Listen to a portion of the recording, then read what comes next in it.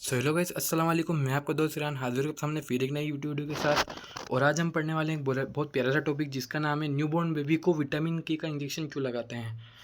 बहुत इंपॉर्टेंट बात है कि न्यूबॉर्न बेबी जब होता है, पहली बात तो अभी अभी तो बेचारा डिलीवरी हुई है उसकी और अभी से उसे इंजेक्शन लगा रहे हैं। भाई क्यों लगाते हैं आज हम ये जानेंगे, और क्यों ज़रूरी है लगाना। स्टार्ट करते हैं। विटामिन, व्हाट इज़ विटामिन के, जान लेते हैं विटामिन के क्या होता है। Vitamin K is a fat soluble vitamin and vitamin K prevent haemorrhage and very important for blood clotting. Vitamin K एक फैट सोल्यूबल विटामिन होता है जो कि फैट में घुलनशील होता है। यह बचाता है खून बहने से और विटामिन के ब्लड क्लोटिंग के लिए बहुत ज़रूरी होता है। बात एक ही हो गई, ये बचाता है खून बहने से, यानी ब्लड क्लोटिंग के लिए बहुत ज़रूरी है। जब भी हम देखते हैं हमारे इसमें, जब भी हमें लगती है कहीं या कुछ इंजरी हो जाती है तो जहाँ पे ब्लड बहने लगता है वो ब्लड थोड़ी देर में बहना रुक जाता है। किसकी वजह से? विटामिन के की वजह से। विटामिन के ही है जो ब्लड क्लोटिंग के लिए बहुत ज़रूरी होता है। तो बच्चों में भी विटामिन के ही ब्लड क्लोटिंग के लिए ज़रूरी होता है। Vitamin K is present in our vegetable diet and green leaf vegetable and our intestine also from the vitamin K. Vitamin K vegetable diet में और ग्रीन लीफ वेजिटेबल में प्रेजेंट होता है। जो भी हम ग्रीन लीफ वेजिटेबल खाते हैं, पालक, मेथी, जो भी जिसमें विटामिन के प्रेजेंट होता है, या हमारी इंटेस्टाइन भी विटामिन के का फॉर्मेशन करती हैं। बेसिकली हम देखते हैं कि जो भी हम सब्जियां खा रहे हैं, बहुत से लोग नहीं खाते हैं ग्रीन लीफ वेजिटेबल, तो उनको बोलना कि विटामिन के ग्रीन लीफ वेजिटेबल में ही होता है तो आप अच्छे से खाइए। ये हमारी इंटेस्टाइन में भी विटामिन के का फॉर्मेशन करती है। जो हमारी इंटेस्टाइन होती है वो भी विटामिन के का फॉर्मेशन करती है, विटामिन के बनाती है। विटामिन के दोनों मतलब अलग अलग जगह से मिल रहा है, लेकिन हर विटामिन के का अपना अपना अलग रोल है। आगे बात करते हैं types of vitamin K. Vitamin के मेनली 3 टाइप्स का होता है।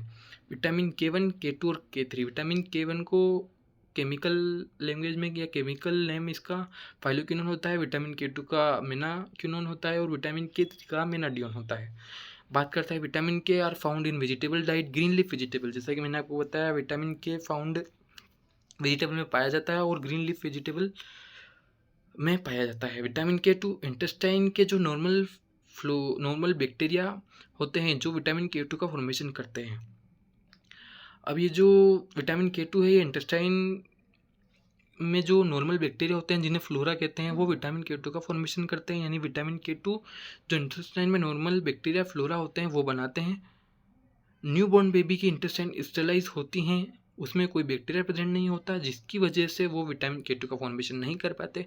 अब जो न्यूबॉर्न बेबी है भैया, अभी अभी तो वो डिलीवरी हुई है उसकी, अभी अभी तो सब नए नए ऑर्गन उसके बने हैं, तो उसकी जो इंटेस्टाइन होती है वो भी स्टेलाइज होती है, उसमें कोई बैक्टीरिया फिलहाल प्रेजेंट नहीं होता, जिसकी वजह से वो विटामिन K2 का फॉर्मेशन नहीं कर पाते। भाई विटामिन K2 बन कैसे रहा है? इंटेस्टाइन की वजह से बन रहा है। और जब इंटेस्टाइन में जो बैक्टीरिया की वजह से जो विटामिन के बन रहा था, अब जो नए बेबी में जो इंटेस्टाइन है वो नहीं है, उसमें बैक्टीरिया प्रेजेंट नहीं है, तो विटामिन K2 कहाँ से डेवलप होगा।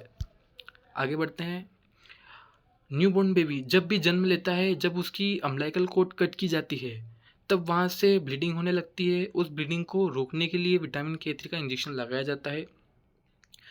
जब भी हम देखते हैं न्यूबॉर्न बेबी जन्म लेता है, जन्म के बाद उसे कुछ टीके लगते हैं, तो उनमें से एक विटामिन के इसका भी होता है, विटामिन K3 का इंजेक्शन भी होता है जो कि बच्चों को लगाया जाता है। जैसा कि मैंने आपको बताया कि बच्चों की इंटेस्टाइन नहीं बनी होती है, उसमें विटामिन K2 नहीं बन पाता, जिसकी वजह से उनमें ब्लड क्लॉट नहीं हो पाता, तो उन्हें बाहर से विटामिन के दिया जाता है विटामिन K3 की फॉर्म में, जो कि मेनाडियोन है।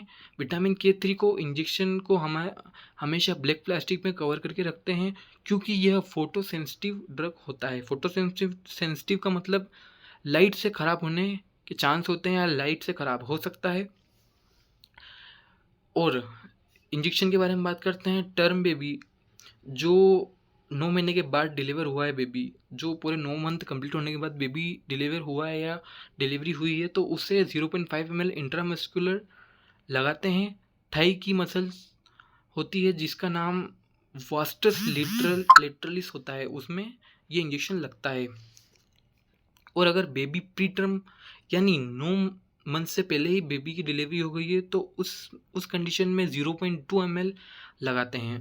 वो भी थाई की मसल में ही लगता है और वास्टस लेटरलिस मसल में ही लगता है। होप्स आपको जानकारी बढ़िया लगी होगी, और इसी जानकारी के लिए सब्सक्राइब करिए चैनल को। मिलते हैं ऐसी किसी नई वीडियो के साथ, तब तक के लिए बाय।